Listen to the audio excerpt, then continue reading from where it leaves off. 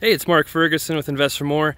I'm standing outside a fix and flip we actually bought a few months ago. Was rented by a Section 8 tenant, and they're set to move out in a few weeks. However, we got a $1,700 water bill from the city. So we tried calling them, contacting them. They would not get back to us. Finally left a note on their door. They called, said we could come in, but there was a plumbing leak. And it turns out that there was a water leak. They moved out a few weeks ago, didn't tell us. And there is some damage to the house. So not sure exactly what's going on, but we'll take a look at it, kind of show you the leak so far and some of the damage, and go from there. So technically they still have a bunch of stuff in here, but we have the right to go in with notice, and we gave them 24 hours notice, and we especially have the right to come in to preserve the property. So I used to do a ton of REOs, bank foreclosures, listing those properties, and the bank has the right to come in, winterize the property, take care of it if it's vacant or if there's a major problem. They have the right to protect the collateral on the loan. So kind of the same situation with this, where we have the right to come in per the lease, especially if there's a water leak, to come in and fix it. And our plumber came over here today and said that there was pretty much water on this whole floor, and you can see right here there's still some water we need to get cleaned up, but there's a leak was down there, which she said was fixed, but then there's another leak right there.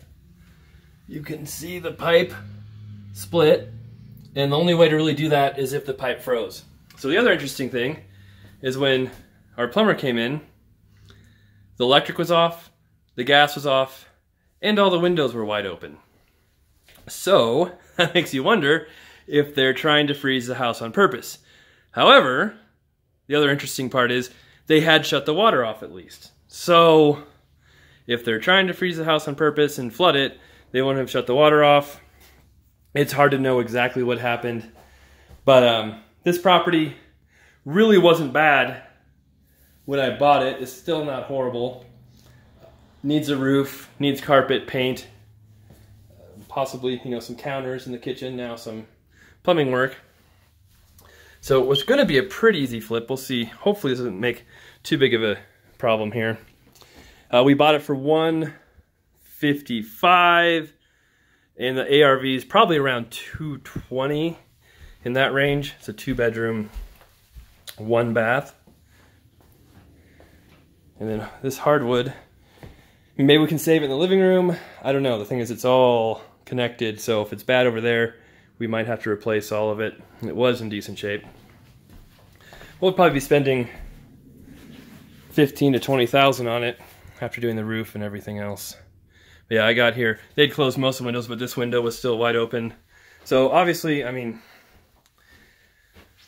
maybe they were trying to do damage and just didn't know how, didn't realize they needed to leave the water on if they wanted a house to flood. That could be the only explanation here. So that's the house. We'll get the heat and electric turned back on. For Section 8, she gets a massive amount of funding from the city and state. So it's really not smart to damage a property or leave all your junk there. The bug just flew in my mouth. That was nice. Because you'll lose your Section 8 assistance, which means you might just lose $700 to $800 a month of your $900 rent payment, and you're going to end up paying $1,200 to $1,300 a month for a property instead of $100 or $200 a month.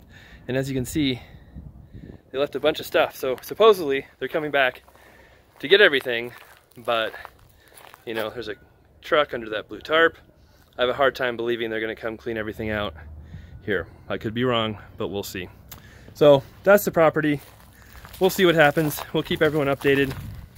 Always interesting when you buy properties with tenants in place.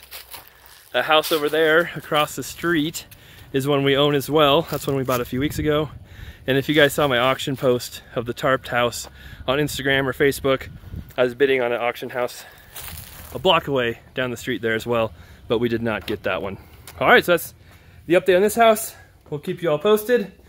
And please give us a thumbs up if you enjoy these videos. If you have any comments, leave them below. And please subscribe if you want to get updates on what's going on. Thanks for watching.